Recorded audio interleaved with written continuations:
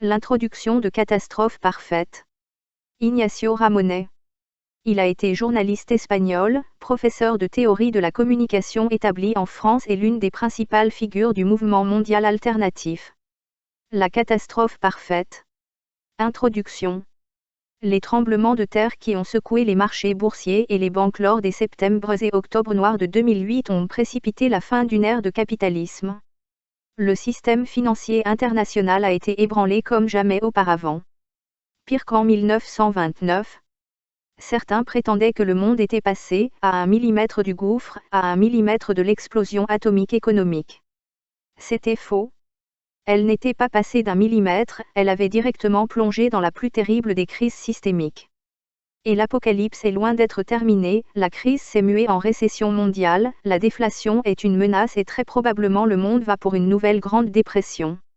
Avec son douloureux cortège de destruction sociale. L'État et la politique sont de retour. Aux quatre coins du monde, les gouvernements se déplacent en première ligne. Ils reprennent leurs fonctions d'acteurs de premier plan dans le domaine économique, nationalisent les établissements financiers, procèdent à des injections de liquidités, multiplient les plans de relance. En bref, ils remplacent le marché défectueux. Même la géopolitique internationale est en ébullition. Aux États-Unis, la crise a déjà donné lieu à l'impensable, l'élection de Barack Obama, un Afro-Américain, à la présidence. Mais la tâche du nouveau président ne sera pas facile. Parce que l'ère Bush a marqué l'apogée de l'hégémonie mondiale des États-Unis et parce que, finalement, cette hyperpuissance a été éphémère et inefficace. Les guerres en Afghanistan et en Irak ont démontré que la suprématie militaire ne se traduit pas automatiquement par des victoires politiques. L'effondrement de l'Union soviétique a conduit les États-Unis à définir des objectifs politiques universels dans un monde apparemment unipolaire. Henry Kissinger, l'ancien secrétaire d'État l'admet aujourd'hui, mais ces objectifs relevaient plus d'un slogan que d'une faisabilité stratégique. La crise financière obligera tous les grands pays à réexaminer leurs relations avec Washington. Les États-Unis devront renoncer à leur rôle de gardien autoproclamé et tester les limites de leur hégémonie. De plus, la montée en puissance de la Chine et de l'Inde suggère que les jours des États-Unis en tant que première puissance économique mondiale sont comptés. Autrement dit, Barack Obama devra gérer, au milieu de la plus grave crise économique de ces 100 dernières années, la « nouvelle décadence » de son pays. Ce qui sera très dangereux, car les réactions d'un lion blessé sont toujours imprévisibles, et parce que, l'histoire montre qu'il n'y a rien de bon à attendre les crises, ils enfantent plus sûrement des Hitler ou des Staline que des Gandhis.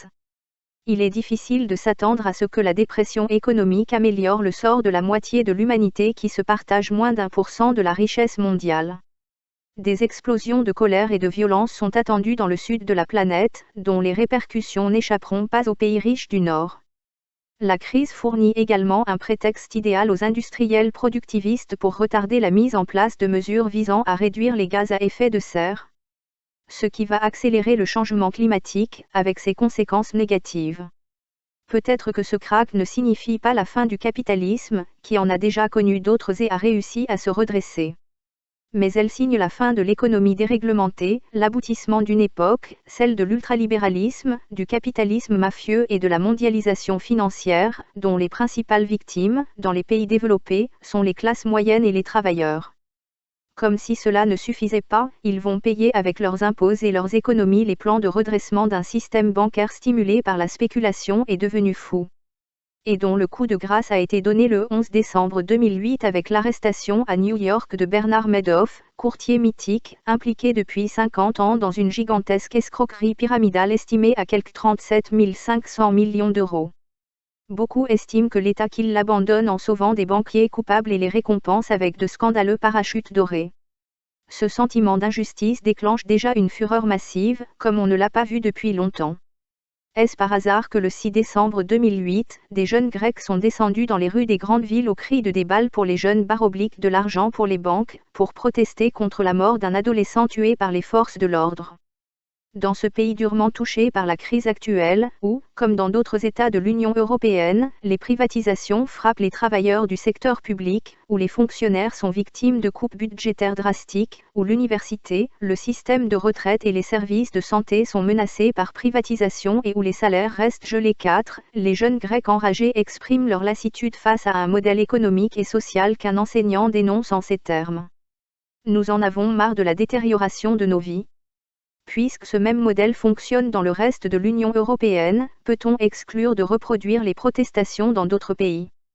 Le sentiment national aux États-Unis, explique Moisenem, directeur du magazine Foreign Policy, est celui du lynchage, des voleurs de Wall Street, et du rejet. Aux immigrés qui prennent nos emplois, aux multinationales qui exportent nos emplois en Inde, aux riches qui paient peu d'impôts. La crise sera longue. Il y aura d'immenses souffrances sociales, qui ne doivent pas être vaines. Par conséquent, il ne devrait pas gâcher cette opportunité, mais plutôt profiter de l'impact pour changer enfin un système économique international et un modèle de développement inégalitaire et obsolète. Et les refonder sur des bases plus justes, plus solidaires et plus démocratiques. Une révolution. L'effondrement de Wall Street et son effet domino planétaire peuvent être comparés, dans la sphère financière, à ce que la chute du mur de Berlin signifiait pour le champ géopolitique, un changement de monde et un tournant copernicien. Cette débâcle représente pour le capitalisme ce que la chute de l'Union des républiques socialistes soviétiques a été pour le communisme. L'essayiste Emmanuel Todd le confirme, nous vivons un effondrement de l'ultralibéralisme comparable à celui du modèle communiste il y a 20 ans. L'économiste Immanuel Wallerstein est plus pessimiste. Nous sommes entrés dans la phase terminale du système capitaliste. Ce qui différencie cette phase de la succession ininterrompue des cycles conjoncturels précédents, c'est que le capitalisme n'arrive plus à former un système, au sens où l'entend Ilya Prigogine, 1917-2003, lorsqu'un système, biologique, chimique ou social, s'écarte trop et trop souvent de sa situation de stabilité, il ne pourra plus retrouver l'équilibre, et l'on assiste alors à une bifurcation. La situation devient chaotique, incontrôlable pour les forces qui la dominaient jusqu'alors. Et l'on voit qu'une lutte s'installe, non plus entre les champions et les adversaires du système, mais entre tous les acteurs pour déterminer ce qui le remplacera. Eh bien, nous sommes en crise. Le capitalisme touche à sa fin. Bref, ce n'est pas seulement une crise, c'est une révolution. Il suffit de voir comment à Wall Street, dans le temple sacré du capitalisme, le principal dogme économique des dernières décennies, c'est-à-dire le pouvoir quasi-religieux du marché, est aujourd'hui remis en cause. Les grands gourous du panthéon financier, habituellement infatigables adorateurs du marché déréglementé, se mettent à genoux, courbent le dos, renoncent à leur ancienne foi et implorant l'État de pardonner leurs péchés et de leur venir en aide. Aujourd'hui, tout le monde se convertit en masse aux thèses, jusqu'à hier considérées comme hérétiques ou archaïques, de l'économiste britannique John Maynard Keynes, partisan de l'intervention de l'État pour stimuler l'économie. Non sans hypocrisie, certains huant les paradis fiscaux, vilipendant la capacité des hedge funds et dénoncent les revenus démesurés des banquiers et agents. Maintenant, le modèle des pays qui ont choisi le keynésianisme et maintenu une certaine forme de régulation économique est revendiqué. De la Corée du Sud à la Chine, en passant par l'Inde, observe Christian Chavagneux, les acquis économiques des dernières décennies ont été le produit de pays qui ont échappé au consensus libéral. Point 9. Et si l'impact de la crise se fera sentir sur toute la planète, il est probable que les économies où l'action de l'État a été mise au service du développement s'en sortiront mieux. Dans le cas de l'Amérique latine, il convient de noter l'intérêt de mécanismes tels que l'alternative bolivarienne pour les Amériques, ALBA, la Banque du Sud, la création par les pays de l'ALBA, réunis par l'Équateur, du Fonds de stabilisation sucre et des réserves, système de compensation régional unique, ou l'idée d'une banque de l'Organisation des pays exportateurs de pétrole, OPEP, proposée par le président vénézuélien Hugo Chavez. Un souvenir effrayant. Les plans de sauvetage spectaculaires adoptés en Europe et aux États-Unis parviendront-ils à enrayer le glissement du capitalisme dans l'abîme? Henry Paulson lui-même, secrétaire d'État américain au Trésor sous la dernière administration Bush et créateur d'un plan de relance spectaculaire de plus de 500 000 millions d'euros, s'interroge. Malgré l'ampleur de notre intervention, a-t-il dit, d'autres institutions financières vont faire faillite. Certains analystes n'écartent pas non plus un scénario noir, où les banques centrales ne parviendraient pas à relancer la demande mondiale. Ce serait le cas si les marchés du crédit restaient bloqués ou si la Réserve fédérale américaine n'était plus en mesure de baisser ses taux. Les historiens de l'économie n'ont bien sûr pas oublié le terrible krach de Wall Street en 1929 et la « mère de toutes les crises » qui l'a déclenché. Mais surtout ils gardant à l'esprit le souvenir le plus récent du « crash rampant » japonais des années 1990, provoqué par l'éclatement des bulles spéculatives immobilières et financières. Phénomène qui a provoqué une décennie blanche pour l'économie japonaise. Semblable à ce que nous voyons avec la crise financière actuelle, le krach japonais des années 1990 a déclenché un cercle vicieux redoutable, un resserrement du crédit, suivi de faillites et de ventes immobilières, qui à leur tour ont contribué à la baisse des prix. Avec comme conséquence une cascade de réactions en chaîne, la production industrielle s'est effondrée, la demande intérieure s'est effondrée, le nombre de faillites s'est multiplié et le nombre de chômeurs a explosé. Un plan de relance ambitieux, annoncé en juillet 1998 par le Premier ministre Keizo Obuchi, atteint la somme de 400 milliards d'euros destinés à recapitaliser les banques et à leur racheter les créances douteuses. Sans grand succès, 7 banques ont fini par être nationalisées, 61 fermées et 28 contraintes de fusionner. La spirale déflationniste a frappé la bourse de Tokyo, l'indice Nikkei a chuté et les prix de l'immobilier ont chuté de 70%.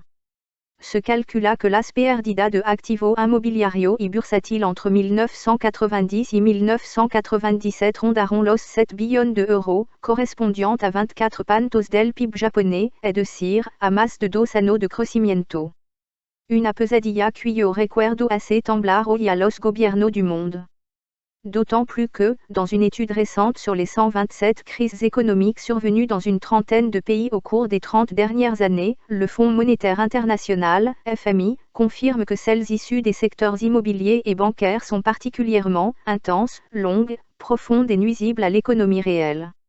En quelques semaines, après les ouragans financiers de septembre et octobre 2008, les effets du grand krach de Wall Street ont atteint les 5 continents, la bourse de Reykjavik a perdu 94% de sa valeur, ceux de Moscou et de Bucarest, 72%, celui de Shanghai, 69%, ceux d'Athènes et de Bombay, 50%, celui de Sao Paulo, 45%, et celui de Johannesburg, 40%. En janvier 2008, la valeur cumulée des 8 principales bourses, New York, Tokyo, Londres, Francfort, Paris, Amsterdam, Bruxelles et Lisbonne, atteignait 23,5 milliards d'euros. 10 mois plus tard, il avait diminué de moitié. Le krach avait anéanti, à un moment donné, environ 14 milliards d'euros, soit plus de 5 fois le PIB de la France 14. À l'échelle planétaire, environ 20 milliards d'euros ont disparu, l'équivalent de 10 ans de croissance française. En plusieurs pays, en quelques jours, les monnaies ont chuté, la roupie indienne a perdu 10% de sa valeur, le peso mexicain, 14%, le zloty polonais, 22%, et le réal brésilien, 30%. Et d'autres pays, Indonésie, Philippines, République tchèque, ont subi des pressions similaires sur leur monnaie. Pendant la crise, et au risque de l'amplifier, les spéculateurs ont ciblé les États les plus faibles, s'en prenant à leurs monnaies et continuant à s'enrichir, comme des charognards aux dépens de leur proie. L'Islande est en faillite. D'autres pays européens, comme l'Ukraine et la Hongrie, ont dû recourir à l'aide du FMI, comme l'avaient fait de nombreux États du premier monde au cours des décennies précédentes. Les pertes liées aux prêts immobiliers pourris, subprimes, aux États-Unis sont estimées à plus d'1 billion d'euros. Et les autorités américaines, pour tenter de sauver leur système financier, avaient déjà déboursé, à la mi-novembre 2008, plus de 1,5 milliard d'euros, un montant supérieur à ce qu'elles avaient alloué, depuis 2001, aux guerres d'Afghanistan et d'Irak. Mais les grandes banques mondiales ont aussi besoin de centaines de milliards d'euros. Ce qui les a conduites à restreindre le crédit aux entreprises et aux familles, avec des conséquences désastreuses pour l'activité économique. Vers un cauchemar social. Là où la crise frappe le plus, c'est dans le secteur immobilier. Au Royaume-Uni, en Irlande et en Espagne, par exemple, des millions d'appartements et de maisons ne trouvent plus preneurs. Les prix des maisons sont en baisse. Ceux du terrain constructible aussi. L'augmentation des prêts immobiliers, ainsi que les craintes d'une récession, plongent l'ensemble du secteur dans une spirale infernale, qui a des effets dévastateurs sur l'ensemble de l'industrie de la construction. Toutes les entreprises de cette branche sont dans l'œil du cyclone. Des milliers d'emplois sont détruits. Ainsi, la crise financière se transforme en crise sociale, provoquant la résurgence de politiques autoritaires. Plusieurs gouvernements européens, par exemple, clament déjà leur volonté de favoriser le retour dans leur pays de milliers de travailleurs étrangers, en s'appuyant sur la « directive Retour » votée par le Parlement européen le 18 juin 2008. À Washington, le National Bureau of Economic Research, NBER, officiellement chargé de dater le début et la fin des cycles économiques, a annoncé, le 1er décembre 2008, que la récession économique avait commencé un an plus tôt, c'est-à-dire déjà depuis décembre 2007. Résultat, en novembre 2008, les États-Unis connaissent une baisse ininterrompue de l'emploi pendant 10 mois, ce qu'ils n'avaient pas vu depuis 34 ans. En ce même mois de novembre 2008, on apprend que le nombre de chômeurs a augmenté de 673 000 personnes, du jamais vu depuis 15 ans. Ces annonces entraînent une nouvelle séance cauchemardesque à la bourse de New York, la pire depuis le krach de 1987, et l'indice Dow Jones a chuté de 7,33% pour tomber à son plus bas niveau des 5 dernières années et alarmer les agents boursiers. On constate, déclare l'un d'entre eux, une désorientation absolue des marchés. Le chômage atteint 6,7% de la population, soit le niveau le plus élevé depuis 1983. Dans le seul secteur financier, 200 000 emplois ont été supprimés à Wall Street 17, dont 53 000 appartiennent à Citigroup. En France, début décembre 2008, alors que le pays s'apprêtait à entrer en récession, le chômage augmentait et le nombre de chômeurs dépassait à nouveau la barre des 2 millions. L'UNEDIC, organisme qui gère l'assurance chômage, a calculé que si la croissance se contractait de 1% en 2009, il y aurait 162 000 chômeurs de plus. La pauvreté s'est également aggravée. À la veille des fêtes fin décembre 2008, près de 800 000 personnes contre 700 000 en 2007 ont été contraintes de se tourner vers des associations qui travaillent avec les banques alimentaires pour se nourrir. En Espagne, pays dont l'économie basée sur la construction immobilière et le tourisme n'a cessé de croître ces 15 dernières années, les statistiques ont enregistré, en octobre 2008, la plus forte augmentation du nombre de chômeurs de son histoire, c'est-à-dire 192 000 de plus en un mois seulement. Étage 171 200 le mois suivant. Le nombre total d'Espagnols au chômage atteint alors 3 millions, 37,5% de plus qu'à la même date en 2007. Les analystes de l'Union des banques suisses, UBS, ont annoncé qu'en 2009 le nombre de chômeurs espagnols atteindrait 4 millions, 16% de la population active. Les pays développés et l'Union européenne parmi eux qui ont eu recours à l'innovation financière pour garantir des rendements vertigineux aux investisseurs et des salaires faramineux aux banquiers sont ceux qui ont été les plus durement touchés. Le FMI calcule qu'en 2009 l'économie de ces États connaîtra la croissance la plus faible des 27 dernières années. La dépression économique à venir, prévient Ronald Cohen, un financier proche du Premier ministre britannique Gordon Brown, va avoir la même ampleur que le puits que l'économie peine à remonter depuis 15 ans. Peu de secteurs en sortiront indemnes. Le chômage et les saisies immobilières affectent des millions de personnes, provoquant des explosions sociales partout dans le monde. C'est pourquoi les dirigeants européens ont suivi de près les manifestations grecques de décembre 2008. Ils y ont vu un avertissement qui pourrait être reproduit dans d'autres pays avec l'arrivée de nouvelles vagues de pauvreté générées par la crise. Ils n'ignorent pas que les protestations et les pillages sont généralement des réponses prolétariennes à la baisse du pouvoir d'achat. Le monde se dirige vers son pire cauchemar économique et social. Une crise qui s'étend au monde. Les ondes de choc de l'impact de l'accident atteignent également les États du Sud. Les populations les plus fragiles des pays en développement sont pleinement touchées. En 2008, en raison de la hausse des prix des denrées alimentaires, le nombre de personnes souffrant de la faim chronique est passé, selon l'Organisation des Nations Unies pour l'alimentation et l'agriculture, FAO, de 840 à 963 millions. Pendant ce temps, dans les pays riches, la plus grande préoccupation se porte avant tout sur l'approvisionnement des 800 millions de véhicules qui parcourent les routes du monde. Les Nations Unies ont averti qu'en raison de la crise, les États développés menaçaient de réduire drastiquement les 76 000 millions d'euros consacrés à l'aide au développement. Ce qui aura des conséquences dramatiques en termes de nourriture, d'assistance médicale et d'éducation pour des millions de personnes. Selon le FMI, du fait de la crise, de nombreux pays du Sud connaissent également des problèmes de liquidité car les investisseurs étrangers rapatrient les capitaux privés et les banques étrangères réduisent leurs lignes de crédit. Après le sommet du G20, le 15 novembre 2008 à Washington, le ministre brésilien de l'économie, Guido Mantega, a déclaré: alors que cette crise devient plus critique, elle a des conséquences dans les pays en développement. Lorsqu'il n'y a plus de liquidité, les fonds d'investissement retirent leur argent de ces pays pour combler les lacunes aux États-Unis et en Europe. En Chine, pour la première fois depuis plus d'une décennie, le taux de croissance est tombé sous la barre des 10%. Solo en la région de Canton, gracias a la queda subita de las exportaciones, cerraron 9 de 45 000 fabricas durant el último trimestre de 2008. En todo el país, más de 20 millones de personas perdieron su empleo y quebraron alrededor de 70.000 empresas. 24 Ante la inesperada amplitud del desastre, las autoridades anunciaron, el 10 de noviembre de 2008, un gigantesco plan de recuperación, más de 450.000 millones de euros, con el fin de estimular el mercado interno y volver a dar dinamismo a un crecimiento en queda libre. Les effets du krach se font sentir même en Amérique latine, où l'application précoce des politiques keynésiennes, notamment au Venezuela, en Équateur et en Bolivie, avait permis de rétablir la croissance. Au Brésil, par exemple, la baisse du réal, la baisse des exportations et la chute des prix des matières premières menacent de faire chuter la croissance, qui pourrait être divisée par 2 en 2009 à environ 3%.